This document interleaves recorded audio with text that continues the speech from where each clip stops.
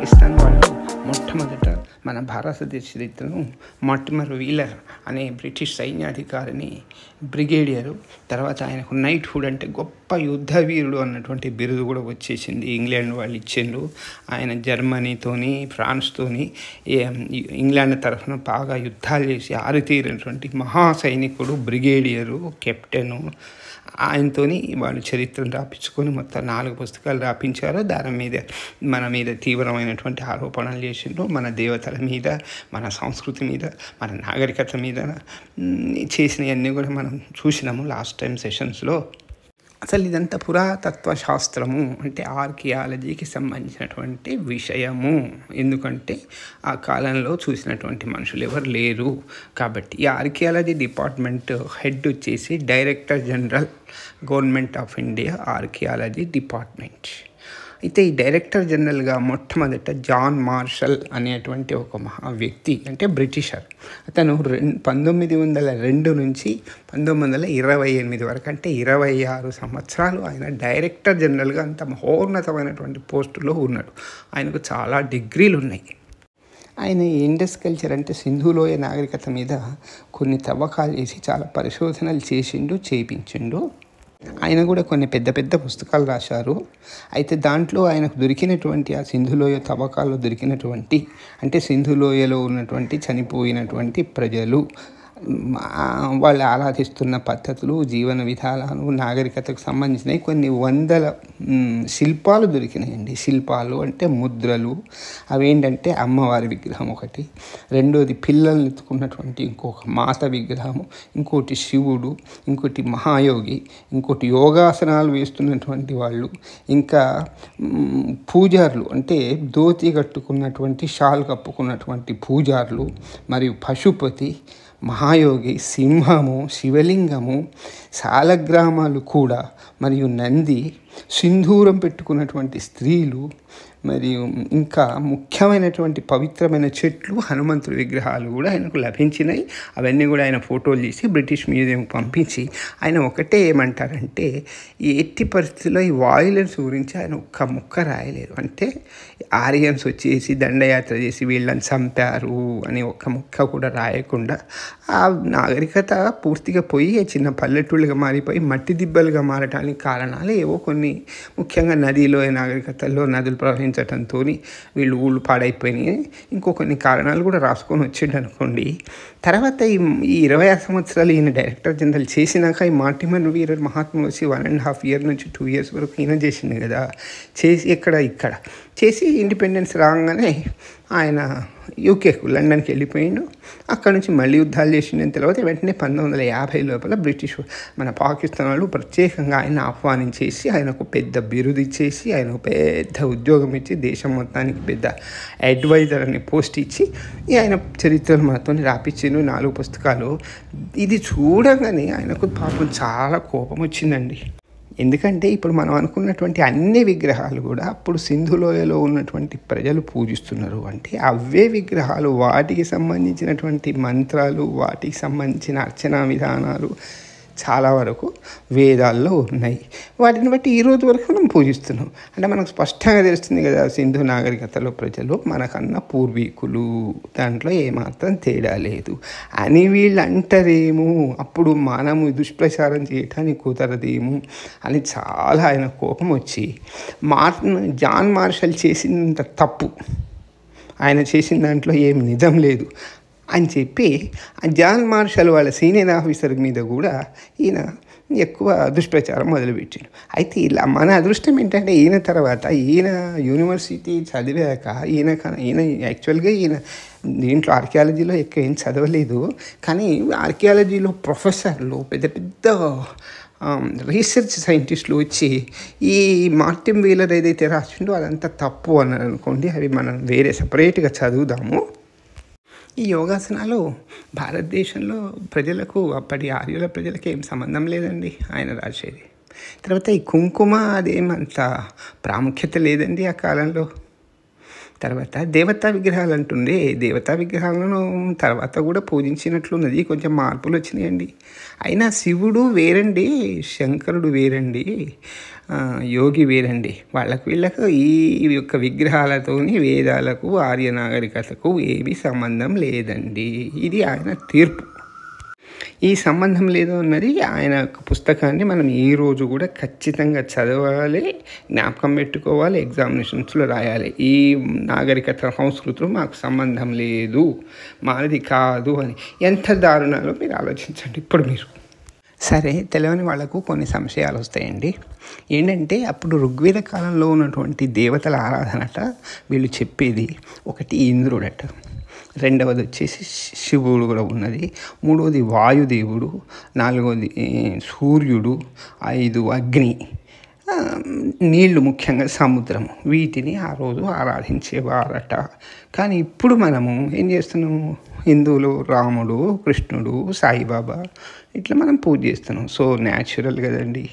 అయితే అప్పటి కాలంలో విగ్రహారాధన లేదండి. ఉండొచ్చు, మరి అప్పుడు లేదేమో.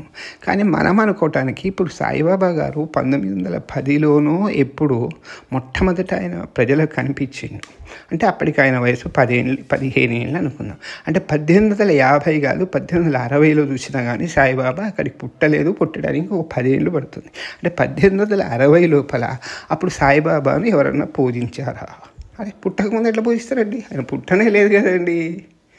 అట్లనే రాముల వారు పుట్టకముందు రాముల వారిని ఎవరు పూజించుంచారు? శ్రీకృష్ణుడు కూడా అంతే కదా. మరి శ్రీకృష్ణుడు పుట్టకముందు ఎవరు పూజించలేదు కదా. అదే ప్రకారంగా మన రామావతారం కన్నా ముందు ఏ దేవతలను పూజించారు అంటే మన వాళ్ళు అదే వేదాల్లో ఉన్నట్టుగా గాలిని అంటే వాయుదేవుణ్ణి, సముద్రాన్ని, అగ్నిని పూజించారు. మరి ఇప్పుడు లేదు కదండి ఆ పూజలు. లేదు, మీరు అనేది అర్థం చేసుకోలేదు. మనం చెప్పాల్సింది వాళ్ళకు ఏంటి అంటే, మనం ఎట్టి పరిస్థితిలో ఎంత చిన్న పూజ చేసినా మొట్టమొదట మనకు ఆయన పండిట్ రాగానే, బ్రాహ్మణ్ రాగానే ఏం చెప్తాడు? చెంబులో నీళ్లు తీసుకోండి, నీళ్ళల్లో కుంకుమ, పసుపు, ఆకులు వేసేయండి, చెంపు మీద చేయి పెట్టండి, దీని పేరు కలశం అంటారండి, గంధం పుష్పాక్షతం దాంట్లో వేసి కలశస్యముఖే విష్ణు కంఠే రుద్రసమాశ్రితా అని చెప్పి ఆయన ఏం చేస్తారు? శ్లోకం చదువుతారు. అంటే ఈ కలశం నీళ్ళ లోపల అన్ని దేవతలు ఉన్నారు. ఈ కలశం నీళ్ళతోనే మళ్ళీ చేయి తీసి దేవుని మీద చల్లి మన మీద చల్లుకోవాలి. అంటే మనం ఏమర్థం చేసుకున్నాం? కలశం అంటే చెంబు, అది మన రాగిది ఉండొచ్చు, ఇత్తడిది ఉండొచ్చు, వెండిది ఉండొచ్చు. కానీ చెంబును మనం పూజ చేయట్లేదు, చెంబులో ఉన్న నీళ్ళనే పూజ చేస్తున్నాం. అంటే నీళ్ళని మనం ఆరాధిస్తున్నట్టు, నీళ్ళని దేవునిగా ఉద్దేశించి పూజిస్తున్నట్టే కదా అని అర్థం. ఈరోజు గంగాదేవిని, గంగామాయి మనం తీర్థయాత్రలు చేస్తున్నాం కదా, సముద్ర స్నానం. సరే, మరి మనం చేసేది మొట్టమొదటి దీపం పెట్టకుండా అయితే దేవుని దగ్గర ఉండదు కదా. దీపం అంటే ఏంటి? అగ్నేనా కాదా? తర్వాత హోమం చేస్తాం కదా, హోమంలో అన్ని విధాలైనటువంటి మన ద్రవ్యాలు వేసి హోమంలో స్వాహ అని చెప్పి ఇంద్రాయ స్వాహ, అగ్నేయ స్వాహ అంటాం కదా. అంటే హోమాన్ని మనము హోమకుండం పూర్తయినాక హోమంలో బూడిదనే మనము సాయిబాబా గుడికి పోయినప్పుడు కూడా ధుని అని చెప్పి ధుని చుట్టూ ప్రదక్షిణం చేస్తాం కదా. మరి అది హోమమే కదా, హోమం అంటే అగ్నే కదా. అగ్ని అంటే దేవునిగా ఈ రోజు కూడా మనం పూజ చేస్తున్నాం కదా. తప్పు ఉందా ఏమన్నా? సరే, కూర్చోకనే ఓం భూ అని చెప్పి గాలి తీసుకోండి, ప్రాణాయామం చేయండి.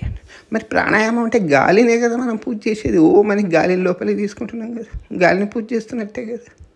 సరే, మరి ఇక అట్లనే ఒక విగ్రహాన్ని కూడా పెడతాను. అంటే మన ప్రపంచంలో 5 ముఖ్యమైనటువంటి ఉన్నాయి, తత్వాలు ఉన్నాయి. ఏంటి? భూమి, ఆకాశము, నీరు, అగ్ని, వాయువు.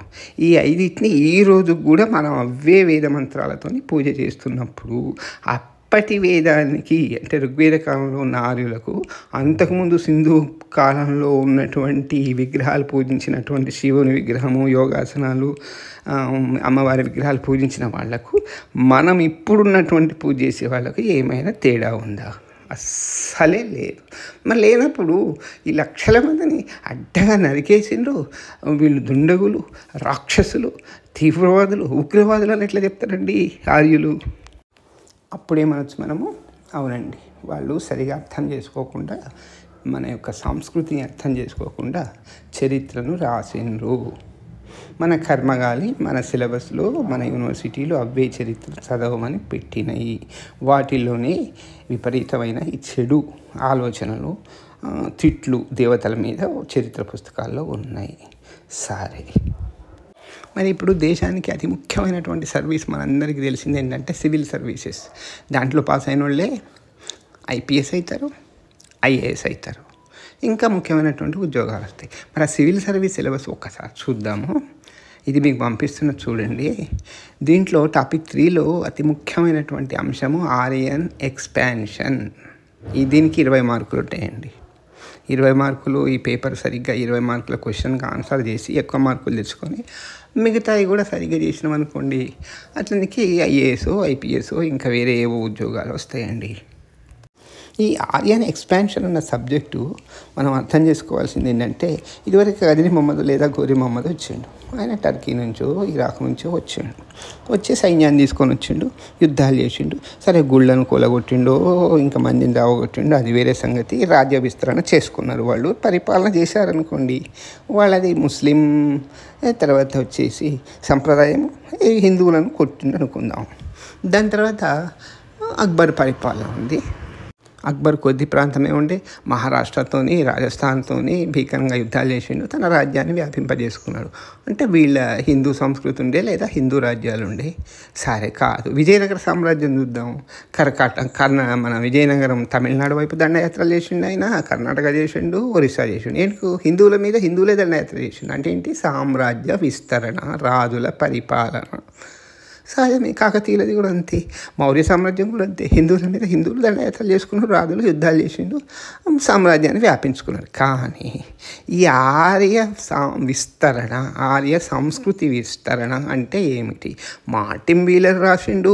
మార్టిన్ వీలర్ కన్నా ముందు చాలామంది రాసిండు. ఇప్పుడున్న వాళ్ళు రాసేది ఏంటంటే, ఆరియన్ అనేది ఒక భాష లేదా ఒక సంస్కృతి, అంటే ప్రజల జీవన విధానం. కానీ ఆర్యులనే రాజులని ఎవరు లేరు, ఆర్యుల సామ్రాజ్యం అంటూ లేదు అని ప్రతి పుస్తకంలో కూడా వస్తుంది. మరి సంస్కృతి విస్తరణ అంటే ఇప్పుడు మనము చూడటానికి ఈ రామేశ్వరం నుంచి, ధనుష్కోడి నుంచి మొదలు పెడితే బద్రీనాథ్ దాకా కానీ, అస్సాం నుంచి మొదలు పెడితే గుజరాత్ ద్వారక దాకా కానీ, మరి సంస్కృతి అంతా ఒకటే ఉంది కదా, ఒకటి ప్రజల జీవన విధానం ఉంది కదా, ఒకటే భారతీయత ఉంది కదా. ఇప్పుడున్న ప్రకారంగా మధ్యయుగాల్లో ఉన్న ప్రకారంగా ఆయుర కాలంలో కూడా ఉన్నది కదా. ఉన్నప్పుడు ఎవరి మీద ఏ సంస్కృతి మీద ఏ సంస్కృతి యుద్ధం చేసి ఆ సంస్కృతి ప్రజలను చంపారు? ఒకటే క్వశ్చన్. మరి సింధు నాగరికత ప్రజలు అమ్మవారిని పూజిస్తున్నారు, శివుణ్ణి పూజిస్తున్నారు, నందిని పూజిస్తున్నారు. మరి వాళ్ళు ఆర్యన్స్లో కూడా శివునికి సంబంధించినటువంటి స్తోత్రాలు చాలా ఎక్కువ ఉన్నాయి. మరి అన్నీ కూడా ఉన్నాయి. అమ్మవారికి సంబంధించిన స్తోత్రాలు చాలా ఉన్నాయి ఋగ్వేదాల్లో, వేదాల్లో కూడా. మరి అయినప్పుడు డిఫరెన్స్ ఎక్కడ వచ్చింది? ఎవరిని ఎవరు చంపారు? ఎవరు తెల్లోళ్ళు, ఎవరు నల్లోళ్ళు, ఎవరి జాతి మీద ఎవరు ద్రోహం చేసిండ్రు? ఇది ఎంత తెలివి తక్కువ, ఏమాత్రమైన గ్రౌండ్స్ ఉన్నాయా? పిచ్చి ఆరోపణల. మరి ఇది లేనప్పుడు ఆ దేశద్రోహులు ఏవైతే రాసిండ్రో పుస్తకాలు, ఆ పుస్తకాల్లో ఉన్న విషయాలు రాసి ఈ భాగం వాళ్ళు వేరండి, తూర్పు వాళ్ళు పలానా దేశం నుంచి వచ్చిండ్రు, పనమటి సౌత్ ఇండియన్స్ వచ్చేసి ఇంకో చోటు నుంచి, నార్త్ ఇండియన్స్ వచ్చేసి ఇంకో దేశం నుంచి, ఇంకో ఖండ నుంచి వచ్చిండ్రు. మన భారతదేశంలో ఉన్నది ఏం లేదండి. వెనకటికి మన గురజాడ దేశభక్తిలో దేనిలో చెప్తారు, దేశం అంటే మట్టి కాదో, ఈ దేశం అంటే మనుషులు. ఇప్పుడు మనం ఏమనాలి? చదువుకున్న వాళ్ళు, దేశం అంటే మనుషులు కాదోయ్, దేశం అంటే మట్టి పెడ్డలోయ్. ఇదేనా? మరి ఈ విధంగానే చదువుకొని, ఈ విధంగానే ఈ దేశద్రోహులు చెప్పిన ప్రకారంగా రాసి, మనము జ్ఞాపకం పెట్టుకొని రాసి అయితేనే మనకు అప్పుడు మార్కులు మంచిగా వస్తేనే మనకు ఐఏఎస్, ఐపీఎస్ వస్తుంది. లేకపోతే ఏది రాదు. ఇది ప్రస్తుతం మన భారతదేశంలో మన యూనివర్సిటీల్లో ఉన్నటువంటి పాఠ్య ప్రణాళిక. దీనికి మించి ఇంకా ప్రైవేట్ యూనివర్సిటీలు వచ్చినాయి. ఇప్పటికే ఇంత దారుణంగా ఉంది అంటే, ఇక ప్రైవేట్ యూనివర్సిటీలు వచ్చాక వాళ్ళు ఎంత పిహెచ్డీలకు అసలు ఒక లెక్క అనేది, వాళ్ళు ఇష్టం వచ్చిన సబ్జెక్టు మీద పిహెచ్డీ చేయవచ్చు, ఏ చెత్త అయినా దాంట్లో నింపుకోవచ్చు. ఇంకా అయినప్పుడు ఎన్ని డాక్టరేట్లు ఎంత అధ్వానంగా ముందు తయారైతాయి చూద్దాం. మనం అనుకోవటానికి గజనీ మహమ్మద్, గోరీ మహమ్మద్ వచ్చేసిన ఔరంగజేబ్ అయినా కానీ వాళ్ళు కొంతైనా మంచి చేసిందని మనకు. అదేంటి, వాళ్ళు మంచి పని చేశారా? చేశారు. ఏంటంటే ఏదో గుళ్ళను గులగొట్టిండు, ఇండ్లను గులగొట్టిండు, మందిని చంపిండొచ్చు, రాజ్య విస్తరణ చేసుకొని ఉండొచ్చు. కానీ కూలగొట్టిన గుళ్ళను మనం అంతకంటే 100 రెట్లు బాగా కట్టుకోగలిగిన కదా ఈరోజు మనకు అయోధ్య అనేది దర్శనం కదా. మరి అయినప్పుడు మరి ఇంత మంచిగా కట్టుకుంటే అంటే ఏంటి మనకు అనేది అంటే, ఇప్పుడు the proverb, if wealth is lost nothing is lost, if health is lost something is lost, but if character is lost everything is lost. డబ్బు పోయింది, మళ్ళీ మనం చక్కగా డబ్బు సంపాదించినాం, గుళ్ళు కట్టుకున్నాం, బళ్ళు కట్టుకున్నాం, చక్కగా ఇల్లు కట్టుకున్నాం. నష్టం ఏం జరగలే మనకు అసలే. వాళ్ళు ఏది వచ్చి పరిపాలన చేసి రాజులు వచ్చిపోయినాక మనకి ఏ నష్టం జరగలేదు. మా కొంతకాలం తర్వాత మనం చక్కగా అభివృద్ధి అయినాం. But where character is lost everything is lost. ఇదే కనుక మన సంస్కృతిని కానీ, మన గొప్పతనం కానీ, మన ఔన్నత్యాన్ని కానీ, మన పూర్వీకులను కానీ మనం మర్చిపోతే మనకింకా నిలవడానికి నీడ ఉండదు. మన క్యారెక్టర్ని పోగొట్టుకున్నట్టు ఇక ముందు మనకి ఏ విధమైనటువంటి ఎగ్జిస్టెన్స్ ఒక మనిషికి ఉండదు. కాబట్టి ఆ క్యారెక్టర్ పోగొట్టుకోకుండా చూసుకోవాలి. మనకు ఔరంగజేబ్ పీరియడ్లో ఆయన ఎప్పుడూ విద్యా విధానాలను ముట్టుకోలేదండి. ఎవరు గజనీ మహమ్మద్ అయినా, గోరీ మహమ్మద్ అయినా, ఔరంగజేబ్ అయినా, పిచ్చితోళ్ళకైనా. అందుకనే మనకి ఈరోజు వరకు కూడా ఇన్ని పుస్తకాలు, ఇంత మంచి క్యారెక్టరు, మన ఇంత గొప్పతనం ఉంది, మన సంస్కృతి ఉంది అని మనం అర్థం చేసుకున్నాం. కానీ ఈ చరిత్ర పుస్తకాలు చదివినాక ఇంకో 50 ఏళ్ళ తర్వాత ఈ కొత్త యూనివర్సిటీలు వచ్చి కొత్త డాక్టరేట్స్ వచ్చినాక అవన్నీ థీసిస్లు చదివాక ఇప్పటికే 70% పోయిందంటే ఇక మనం ముందు వచ్చే తరాలకు ఏమైనా అందించగలమా నిజమైన చరిత్రను అన్నది ఒక ప్రశ్న. ఇక చివరికి ఇంద్రుడు, శివుడు, మరుత్తులు, పెద్ద దోపిడీ దొంగలు, టెర్రరిస్టులు మందిని చంపారు. అప్పుడు సింధు నాగరికత కాలంలో ఈ వీళ్ళ యొక్క ఆరాధన లేదు. అప్పుడు ఉన్నటువంటి విగ్రహాలను ఆర్యులు పూజించలేదు. తర్వాత ఇప్పుడు కొంత మార్పు ఉన్నది. ఇవన్నీ వీళ్ళు కొంచెం కన్ఫ్యూజను, కాంప్లికేషను చేసి అర్థం చేసుకోవటం ఇబ్బంది జరిగేటట్టు వెస్ట్రన్స్కు మాత్రమే మనకంతా అర్థమవుతుంది అని చెప్పింది. కాబట్టి ఈ తేడాలు, ఈ వ్యత్యాసాలు ఏమున్నాయి అనేది మనం కొంచెం డీప్గా సరిగ్గా సంస్కృత శ్లోకాలను చూస్తే ఏమాత్రం తేడా లేదు. సింధు నాగరికత, తర్వాత ఆర్య నాగరికత, తర్వాత ఈ రోజు వరకు ఉన్నటువంటి నాగరికత ఏమాత్రం తేడా లేదు. అది వరసంట వస్తున్నటువంటి ఒక పురాతనమైన, పవిత్రమైన, ఉన్నతమైన, ఉత్తమమైన సంప్రదాయంలో మార్పు సంప్రదాయమే అని చెప్పి మనం తెలుసుకుంటాం. ఆ విషయాలను మనం నెక్స్ట్ సెషన్లో చూద్దాము. మరి నాకు ఇంత అవకాశం ఇచ్చి ఇంత ఓపిక మీరంతా విన్నందుకు మీకు చాలా కృతజ్ఞతలు మరియు నమస్కారాలు. నేను పంపించినటువంటి పేపర్స్ దయచేసి చూడండి. ఇప్పుడు పంపించినవి మనకు ఇంకా స్పష్టంగా అర్థమైపోతుంది. నమస్కారం అండి.